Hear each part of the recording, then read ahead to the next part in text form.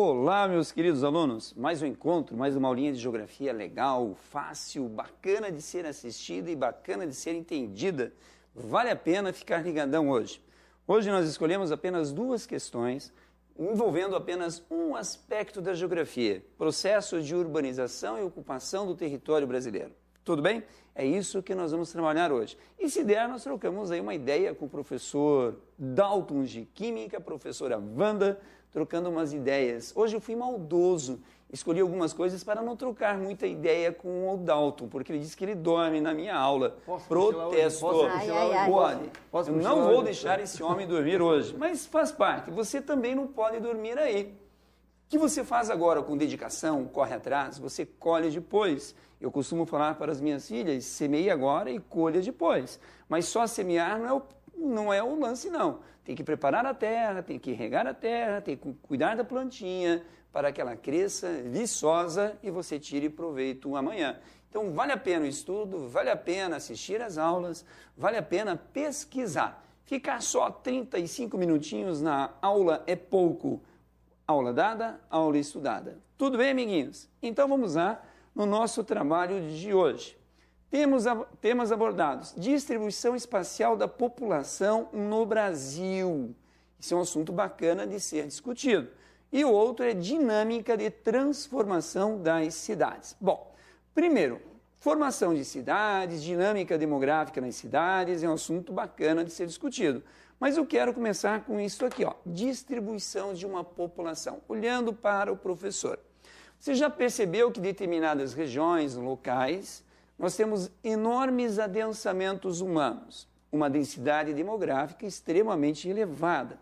Alguns autores falam que esses locais são chamados de formigueiros humanos. Então, eu tenho uma informação: densidade demográfica ou população relativa corresponde ao número de habitantes por área, ou seja, por quilômetro quadrado. É diferente de população absoluta.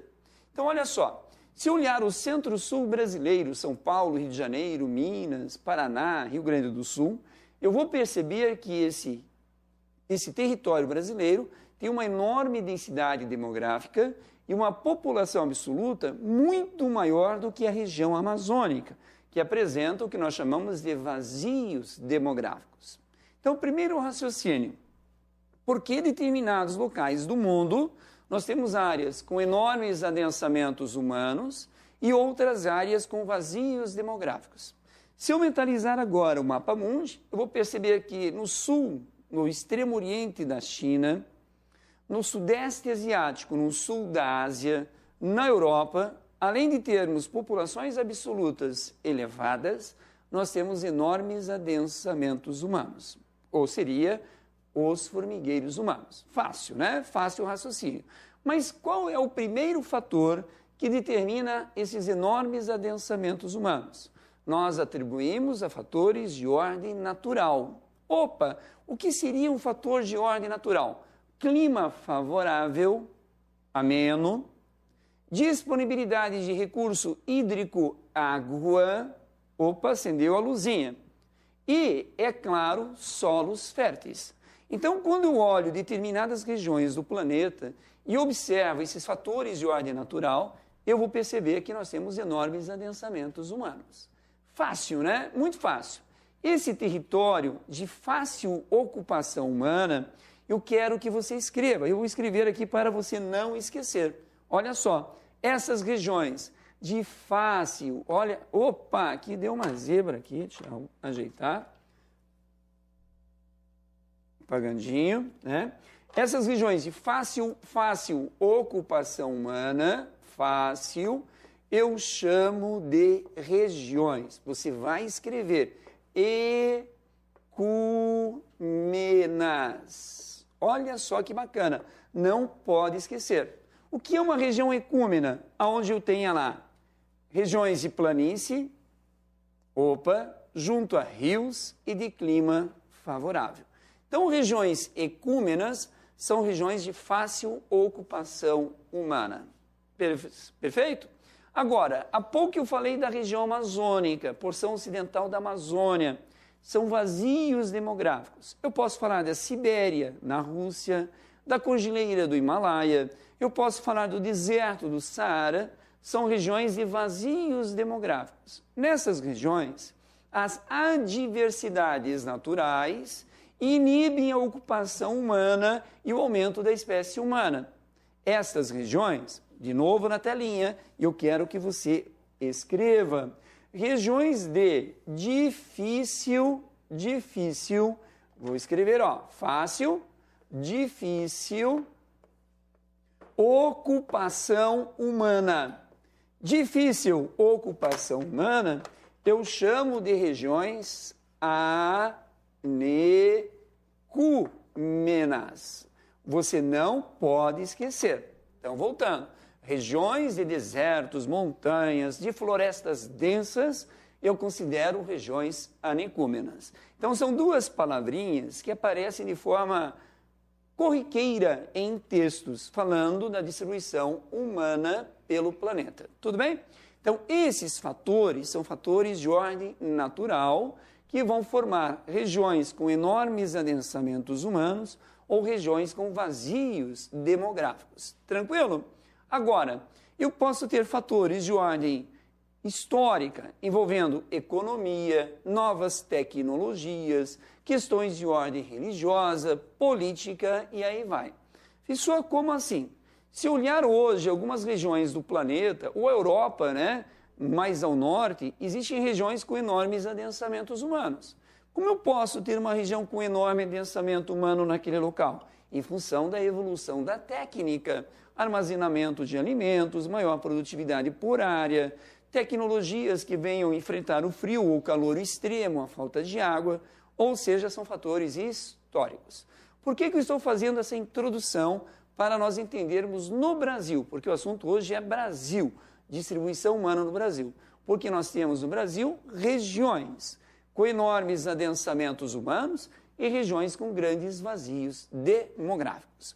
Vamos para a questão, então, para podermos trabalhar esse assunto, que é fácil e gostoso de ser trabalhado, então, na frente aqui. Olha que bacana. Enem 2013, caderno azul INEP. Mapa 1. Opa, eu vou ler? Sim. Todo mapa você lê. Mapa deve ser lido. Mapa é como se fosse um texto. Mapa 1 diz: distribuição espacial atual da população brasileira. Distribuição espacial atual da população brasileira. Se olhar a população brasileira, grande parte dessa população começa no litoral lá do Amapá, Nordeste brasileiro, Sudeste brasileiro, uma ocupação enorme. Olha só, eu tenho os maiores adensamentos humanos nessa faixa do Brasil. Mas eu tenho aqui no Brasil Central, aqui Brasília, eu tenho em Campo Grande, eu tenho em Cuiabá, eu tenho em Manaus. Mas se olhar esse espaço, da Amazônia principalmente, eu vou perceber que existem grandes vazios demográficos. Porém, aqui no centro-sul brasileiro, Brasília, Campo Grande e Cuiabá, eu tenho maiores adensamentos humanos. Como que eu vou ler esse mapa? Eu estou lendo um mapa que mostra a distribuição demográfica pelo território brasileiro. Fácil de ser lido. Sim ou não? Muito fácil. Agora, por que na região amazônica eu tenho vazios demográficos? Porque eu tenho, seguindo o curso do rio Amazonas, um grande adensamento humano que é Manaus. Simples. Você tem que entender que morar numa floresta densa não é fácil. No século XVIII, XIX, nós considerávamos a região amazônica como a Ileia Amazônica, o inferno verde. Nossa, hoje eu consigo morar no espaço amazônico porque tenho o trator, tenho a máquina, tenho a motosserra, eu consigo transformar aquele espaço. Então tem um fator tecnologia ocupando uma região anecúmena. Tudo bem? Por que o centro-sul, o litoral nordestino, tem o maior adensamento humano, dados os fatores históricos na ocupação do território brasileiro? Professor, eu posso fazer uma ponte com história e ciclos econômicos? Pode, Vamos lá, eu vou no segundo mapa para explicar isso para os senhores. O segundo mapa você vai ler também, mas eu vou explicar o mapa 1. Mapa 2, conflitos em terras indígenas. Então, historicamente, o Brasil teve o primeiro ciclo econômico aqui, cana-de-açúcar. Estendeu-se para o sudeste. Na região amazônica, o ciclo do látex ou da borracha. Fácil, né? Ops, mas só isso? Não. Depois nós tivemos o ciclo do café e depois, o ciclo da mineração. Que bacana! Se eu pegar essa mancha, corresponde à mancha com os maiores adensamentos humanos. Então, eu explico a ocupação do território brasileiro no primeiro mapa. Olha aqui, ó, grandes adensamentos humanos. De que forma? Através de fatores históricos na ocupação do território brasileiro. Ciclos econômicos, intenso processo de urbanização. Aí eu pergunto para os senhores, eu consegui ler o mapa 1 com a maior facilidade, porque você foi somando conhecimentos que você adquiriu ao longo da sua vida acadêmica, ao longo da sua vida escolar.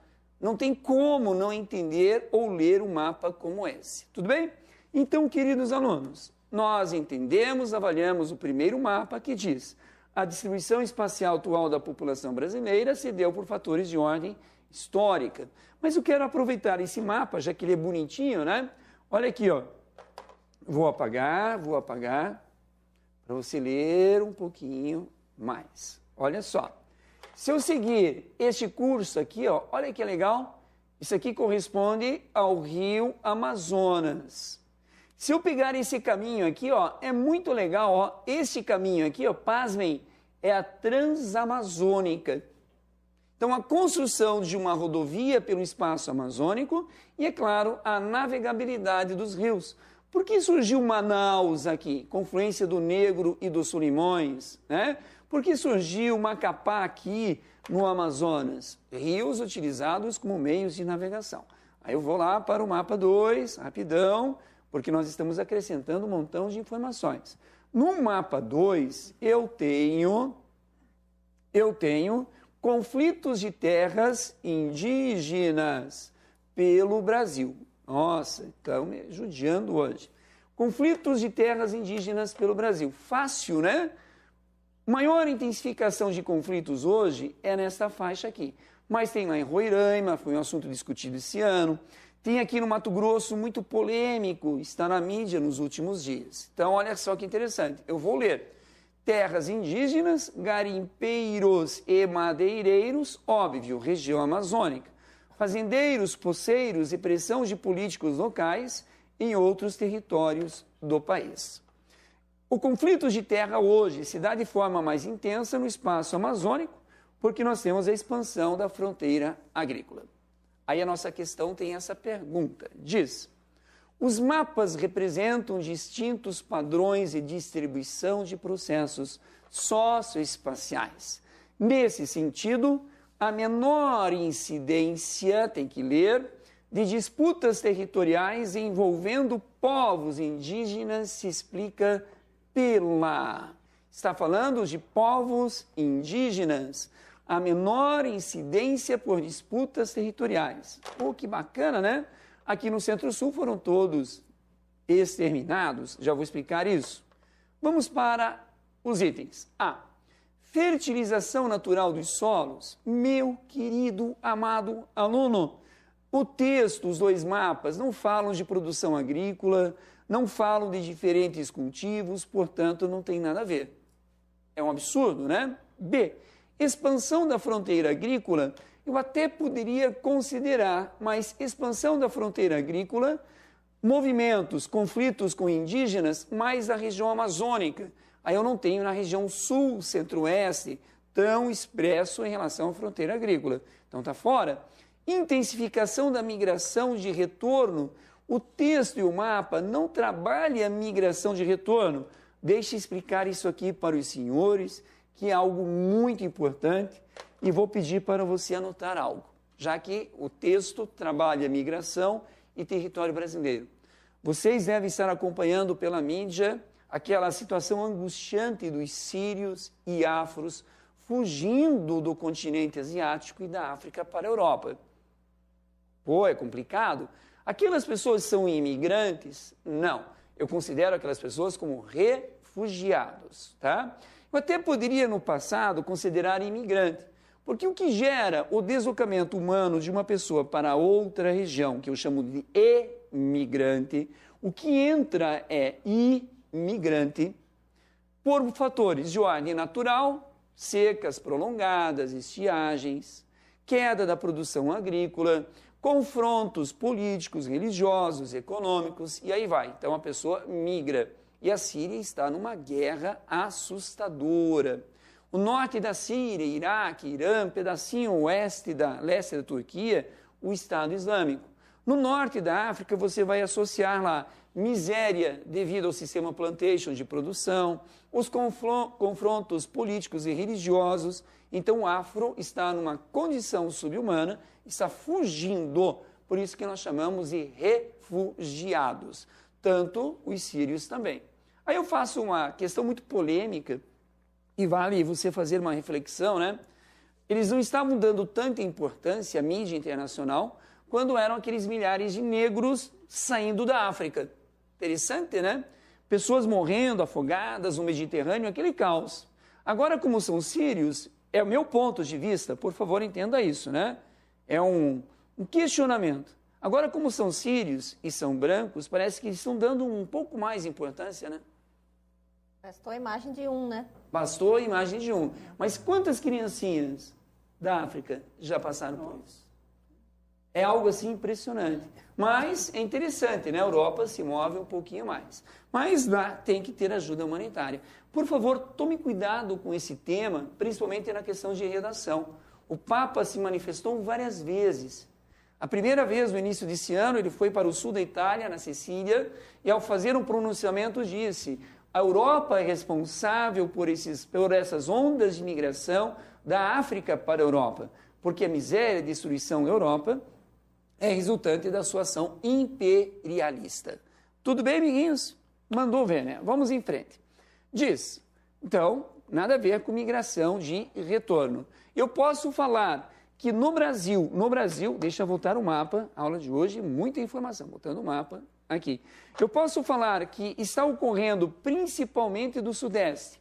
Para o Nordeste, um movimento de retorno pode, dado a estabilidade econômica do Nordeste, dado os investimentos socioeconômicos do Nordeste brasileiro, muitos nordestinos que construíram São Paulo estão retornando para o Nordeste. Mas o saldo ainda é negativo. Professor, mas por que o saldo ainda é negativo? Simples. O número de pessoas que ainda saem do Nordeste é maior do número de pessoas que retornam para o Nordeste. Salvo algumas regiões da Bahia, de Pernambuco, do Ceará, Rio Grande do Norte, onde o saldo é positivo. Ou seja, mais pessoas retornam ou migram para o Nordeste, tá? Quando uma região gera um fluxo migratório de saída, nós chamamos zonas de repulsão. Quando a região ela atrai imigrantes, é uma melhor região, eu chamo de zona de atração humana. Perfeito? Então, olha só quanta informação numa questão. D. Homologação de reservas extrativistas. Meu querido, se uma reserva é homologada, esqueça. A nossa resposta, olha só que bacana, concentração histórica da urbanização. Professor, parece que os dois mapas não têm nada a ver com a resposta. Engano seu. Lembra que eu falei que o mapa 1, mapa 2, você tinha que ler? Qual era a indicação do mapa 1 e 2? Do ladinho esquerdo na sua legenda. Tinha uma escala com esferas, com diferentes graduações, representando o número de pessoas naqueles locais. E é óbvio que os maiores adensamentos humanos, as maiores concentrações humanas, ocorrem nas regiões urbanas. E nós temos, dentro desse contexto, um processo de urbanização. Eu quero que você anote mais alguns itens, algumas palavras-chave. Vamos de novo para o nosso quadro aqui. Vamos apagar essa poluição bacana. Parece que não quer apagar hoje de imediato. Então deixa, já que não quer apagar, a gente deixa. Olha que bacana. Eu tenho o rural e eu tenho o urbano. A explicação de agora também vai servir para a próxima questão. Tudo bem? A transferência do rural para a cidade eu chamo de urbanização mais crescimento vegetativo. Olha só, rural para urbano é o êxodo rural. Tudo bem? Cidade é o espaço físico, urbano é o que a cidade produz. Então, quando eu tenho um aumento expressivo da população nas áreas urbanas ou nas cidades, eu chamo isso de urbanização. Portanto, urbanização é um processo. Quando eu nasci, eu sei que o Dalton já deve estar rindo, faz muito tempo, ele nasceu um pouquinho antes, né? Porque é só você olhar. Uma meia hora antes, né? Uma meia hora antes, então ele nasceu muito antes, né? A população urbana do Brasil, Dalton, não chegava a 50%. Olha só. Urbana. O Brasil não era urbano. Você só considera um país urbano quando você tem 50% mais um. Daí passa a ser urbano. Então o Brasil tornou-se um país urbano em 1970. Ou seja, em 1970 o Brasil passou a ter 51% da sua população morando em cidades. Em 1970, nossa telinha ainda, né, 1970, o crescimento vegetativo do Brasil era de 2,89. Crescimento de 2,89, crescimento vegetativo, é basicamente uma explosão demográfica. Então, na década de 70 e 80, o crescimento vegetativo do Brasil ainda era expressivo. Uma conta bem, por favor, não é esse cálculo. 3% de 100 milhões dá 3 milhões.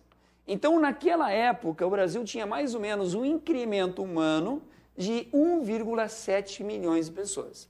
Por que não é 3? Porque vovô caquético não tem mais filho, vovó não tem, criancinha não tem. Eu então faço o cálculo na população idade fecunda.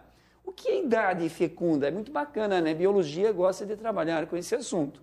Na demografia, período fecundo da mulher, nós consideramos de 15 aos 49 anos de idade, né, professora? Isso mesmo, a questão hormonal, né? Quando hormonal, tem a produção dos seus óvulos e tudo mais. Então, período fecundo dos 15 aos 49 anos de idade.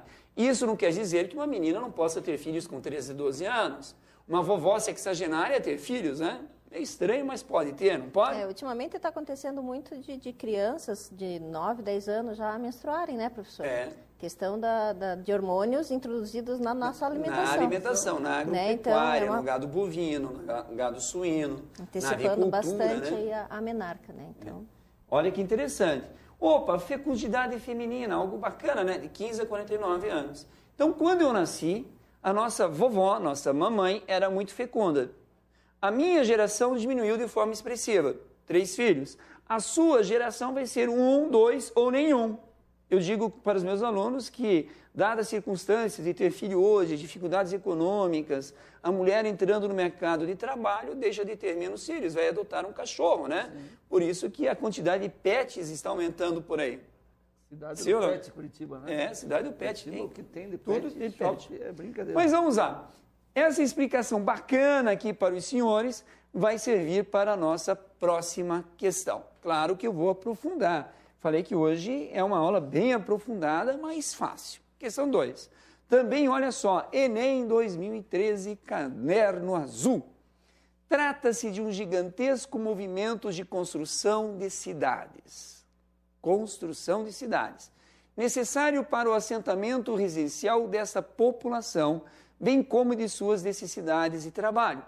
Se há uma enorme construção de cidades, implantação de cidades, por favor, eu falei do êxodo rural mais crescimento vegetativo. Então, se a população brasileira na década de 70 aumentava quase 3%, E hoje é muito baixo, 1,34, metade daquele crescimento. Eu ainda tenho um incremento humano, vou explicar. As cidades continuam a crescer, o processo de urbanização continua.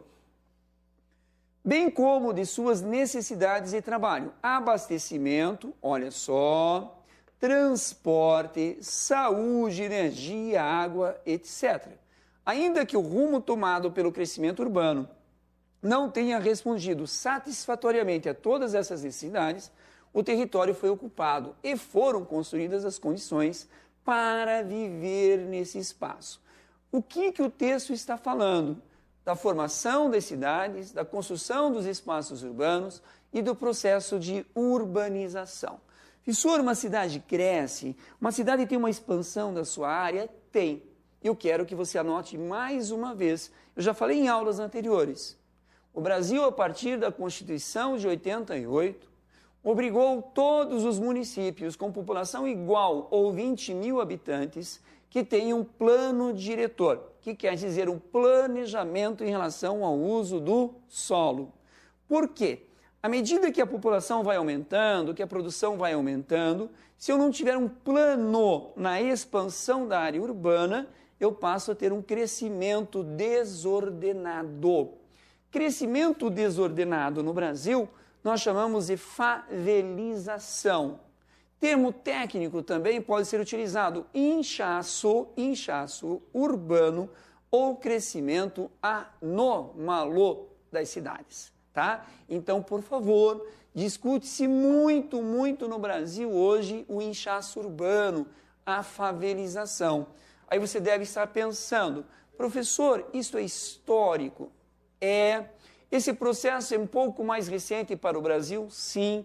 Mais recente ainda para a África? Sim. E muito mais antigo para a Europa e a América anglo-saxônica. Eu quero, no final da aula, se der tempo, fazer uma ponte em relação a esse raciocínio. Tudo bem, amiguinhos? Vamos em frente. A dinâmica de transformação das cidades tende a apresentar como consequência a expansão das áreas periféricas. Pelo ou pela. Está falando do quê? Dinâmica de transformação das cidades. Vamos em frente. Vamos acertar aqui. Deu. Crescimento da população urbana e o aumento da especulação imobiliária. Olha que bacana. Eu sei que os fluxos migratórios do rural para a cidade geram crescimento da população, mas o crescimento vegetativo, beleza? Isto gera uma consequência na expansão urbana, que nós podemos atribuir como aumento da especulação imobiliária. Bom, amiguinhos, muitos dos senhores não sabem o que isso significa e se realmente há em cidades, mas isso aqui está mais do que certo. Eu já vou explicar isso para os senhores. Mas vamos ler o item B. Direcionamento maior do fluxo de pessoas devido à existência de um grande número de serviços. Queridos, realmente é um número expressivo de serviços. Porém, nós sabemos que o êxodo rural cresce de forma assustadora e nós sabemos que nas manchas urbanas essas pessoas que migram do rural para o urbano não são absorvidas, gerando a economia informal. Informal é quando o cidadão não é absorvido no setor secundário ou terciário. Como a urbanização no Brasil se deu a partir de forma intensa nos anos 60, 70, com a mudança na economia, com a industrialização, grande parte dessas pessoas que vieram do campo não foram absorvidas. Então, eu vou descartar isso, porque nós não recebemos pessoas em função desse fator. Legal? Vamos em frente? Então, tira, por favor. Delimitação de áreas para uma ocupação organizada do espaço físico. Querido, o texto diz, e eu expliquei aos senhores, do crescimento anômalo. Não é organizado o espaço físico. E outro detalhe importante, a cada ano a qualidade de vida torna-se horrível nas manchas urbanas. Então está errado. D. implantação de políticas públicas que promovem a moradia e o direito à cidade aos seus moradores. O que mais falta no Brasil hoje são políticas públicas que venham promover a moradia. Eu faço um questionamento, uma crítica enorme, né? Pela primeira vez nós tivemos um governo que investiu maciçamente na infraestrutura urbana e na moradia para essas pessoas. Minha casa, minha vida. Parece que quando as coisas começam a andar, começam a ficar boas, tira-se o investimento. É muito triste. Então eu faço minha crítica agora, né? Minha angústia para o povo brasileiro, porque não é fácil você chegar numa cidade sem recursos, sem emprego e não ter condições de comprar uma casa própria. 70% dos brasileiros pagam por anos e anos e anos a sua moradia financiada. É muito triste, né? Num país onde você é um cidadão brasileiro, 8.511.000 quilômetros quadrados, um país de dimensões continentais, eu, Marcos, professor, vou ter que pagar por mais de 30 anos um local para poder morar. Ou seja, o brasileiro não tem onde cair morto na sua terra. Meu movimento de protesto agora. Então, olha só, nas áreas urbanas não é fácil comprar um imóvel.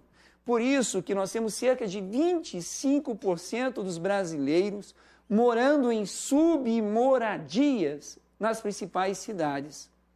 Assustador. Então, se a cidade do Rio de Janeiro, que tem o maior percentual, tem 10 milhões de habitantes, Grande Rio, 30% dos cariocas moram em favelas. São 3 milhões de pessoas, a população inteira do Uruguai. Nossa, professor, você está nos dando luz para chegar o item A como resposta? Perfeito.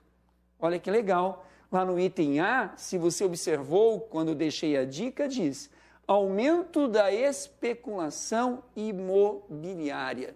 Muito louco, né? Eu dei a ideia, dei o caminho para os senhores entenderem isso. Mas eu já volto a falar nisso. Então, nós, infelizmente, não temos políticas públicas. Eu quero que você anote também. Aonde eu não tenho políticas públicas, olha só, onde eu não tenho políticas públicas, eu tenho ausência do poder público.